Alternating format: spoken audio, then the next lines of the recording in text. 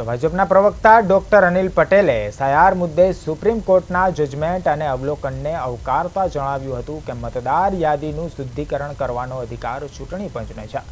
તેમણે કહ્યું છે કે વિપક્ષ અને કોંગ્રેસે આ મુદ્દે હોબાળો કરવાનું બંધ કરવું જોઈએ।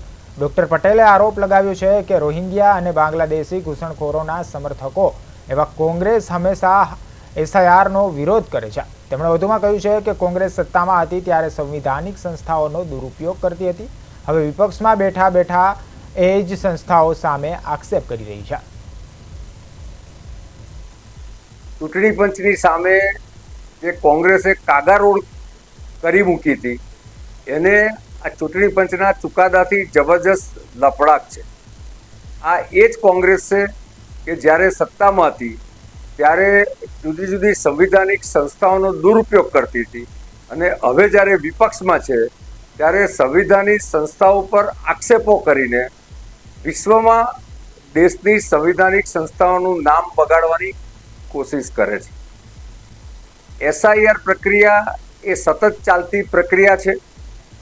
ચૂંટણી પંચે પણ કહ્યું કે આર્ટિકલ 324 અને ધ પીપલ્સ રિપ્રેઝન્ટેશન એક્ટ 1950માં ચૂંટણી પંચને આ કરવાનો અધિકાર છે।